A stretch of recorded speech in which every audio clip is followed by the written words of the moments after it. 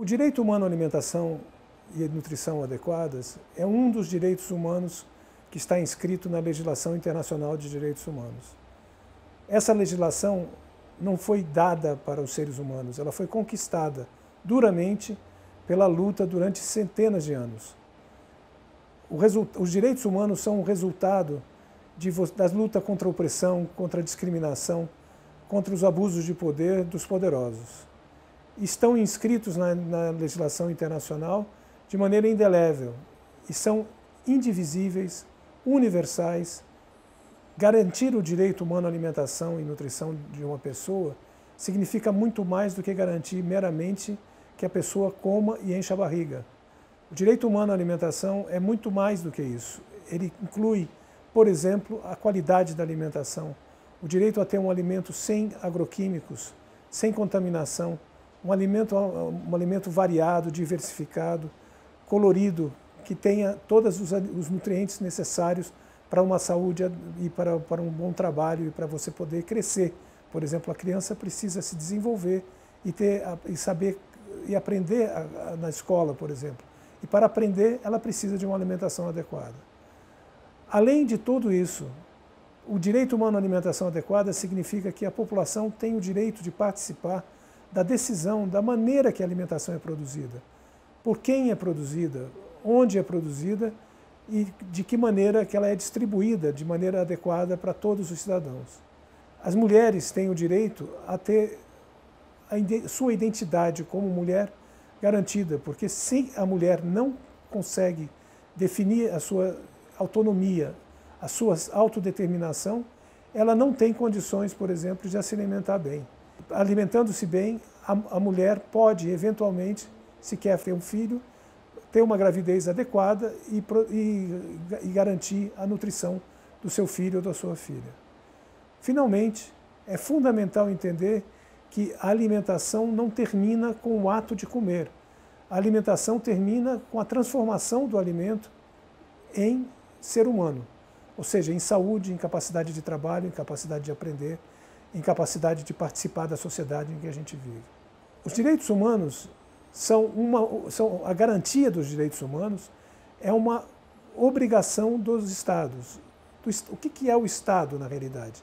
O Estado é a sociedade organizada de maneira coletiva para garantir condições de vida para todos os seres humanos que vivem no território. E como parte das obrigações do Estado está a garantia de condições para que as pessoas possam ou produzir o seu alimento através do acesso à terra, através do acesso às sementes, à água e tudo mais, ou através do acesso a empregos e salários adequados, ou mesmo em situações extremas, onde as pessoas não têm condições de se alimentar adequadamente porque são enfermas ou estão institucionalizadas, que o Estado proveja de maneira adequada a alimentação para essas pessoas. Por exemplo, as crianças não podem se alimentar a si próprias, elas dependem dos adultos. E, por outro lado, o Estado precisa garantir às famílias as condições de garantir a seus filhos os alimentos. Então, a questão dos direitos humanos é central na qualidade de vida da população, especialmente na qualidade de vida das pessoas que estão mais dependentes dos outros.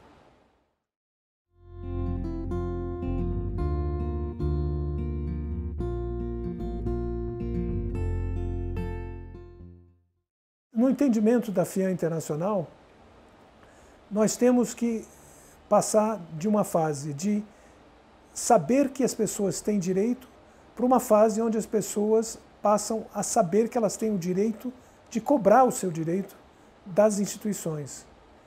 Por exemplo, se o Estado, por alguma razão, toma a decisão de expropriar a terra de alguém, desalojar, despejar uma população que vive nessa terra há mais de 200 anos, como, por exemplo, os indígenas, os quilombolas ou mesmo famílias rurais, para algum tipo de projeto que não foi discutido com a comunidade, a população tem o direito de reclamar contra isso e exigir reparações, seja que a terra seja devolvida ou mesmo que haja uma reposição de terra em outro local adequado, onde elas possam cumprir a sua tarefa de se alimentar, por exemplo. A mesma coisa acontece quando as pessoas trabalhando e, por alguma razão, há uma medida governamental que elimina os trabalhos dessas pessoas. Elas têm o direito de cobrar do governo que hajam mecanismos para que ela possa se alimentar enquanto ela procura um novo emprego. Então, todos esses mecanismos são mecanismos que são acordados e as pessoas têm que saber que têm o direito de cobrar. Por outro lado, para que os direitos possam existir, existe a necessidade do Estado ter condições de ouvir as reclamações da população e de agir. Então, caso haja um despejo, tem que haver mecanismos, através da Defensoria Pública, através do Ministério Público, deles poderem agir junto ao Executivo, junto ao Legislativo, para que as pessoas possam ser reparadas, possam ter seus direitos garantidos.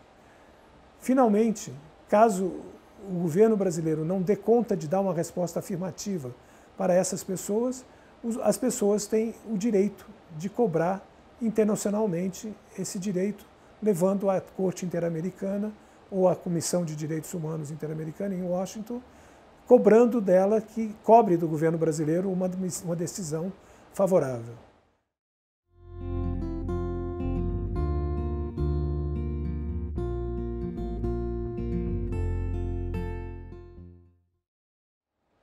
Hoje em dia, nós temos uma cultura de direitos humanos muito mais ampla no Brasil. Mas o que a gente precisa entender é que os direitos também evoluem. Então, dentro da perspectiva mais moderna, a garantia do direito humano passa também por outras dimensões que normalmente no passado não eram discutidas. E eu diria que tem 3 grandes dimensões que são fundamentais para a gente entender. A primeira é a questão da soberania, ou seja, quem tem a soberania sobre a produção e a distribuição de alimentos num país democrático. Na realidade, o povo é que define os limites e as autoridades do governo. Por exemplo, o povo se reúne numa constituinte, elabora uma constituição e, com base nessa constituição, estabelece que o governo é responsável por garantir uma distribuição de terra adequada, garantir salários adequados, garantir sistema de saúde adequado, garantir sistema de educação adequado, garantir um sistema de seguridade social adequado. Ou seja, existem obrigações do Estado, mas o Estado tem que ser responsivo à autoridade do povo, ou seja, o povo é que define isso, através da eleição, elegendo os seus representantes que vão gerir o Estado. Ao mesmo tempo, então essa é uma questão fundamental. O povo tem que participar diretamente ou indiretamente das decisões, desde o momento da produção do alimento até o momento do consumo, incluindo o problema, por exemplo, da regulamentação de publicidade de alimentos. Se as empresas estão abusando do seu poder de propaganda e fazendo promessas inverídicas para a população, que enganam a população, o Estado tem que proteger a população contra esse tipo de propaganda. Por exemplo, se há uma propaganda que diz que um alimento é melhor do que o outro para as crianças porque tem uma figurinha dentro, ou tem um brinquedinho dentro do produto, isso é uma propaganda enganosa e, portanto, deve ser combatida e o Estado deve limitar o direito dessas empresas de fazerem propagandas enganosas. Ao mesmo tempo, a questão dos direitos da mulher é central para a garantia do direito humano à alimentação adequada de toda a população. Porque se a mulher não recebe seus direitos desde o nascimento, ela é tratada de maneira discriminatória em relação aos homens, por exemplo. Ela não tem o direito de ir à escola como o homem tem. Ela não tem direito de ter uma assistência à saúde adequada.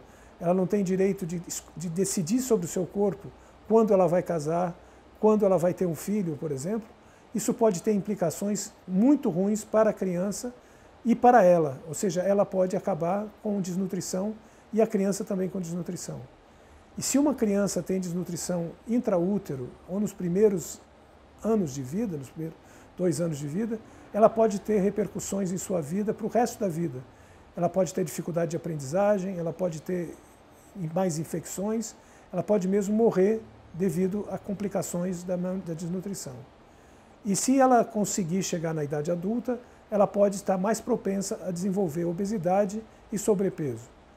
Então, essa seria a segunda grande questão. E a terceira é a seguinte, é que a alimentação não termina com o fato de comer a comida. Ela termina no momento em que a gente digere os alimentos, aproveita todos os nutrientes e transforma a alimentação em proteção contra infecções, em capacidade de aprender, em capacidade de trabalhar, em capacidade de ser ativo, em capacidade de participar da sociedade da qual nós somos parte. E até mesmo em capacidade de se identificar como brasileiro, ou como mineiro, ou como paraense, porque a comida também tem um caráter regional que nos completa como identidade cultural. Se vocês quiserem saber mais sobre a questão do direito humano à alimentação e sobre os temas que eu acabei de falar, procurem no final dessa apresentação, vocês vão encontrar o site e lá vocês poderão encontrar documentos e informações adequadas para complementar essa palestra.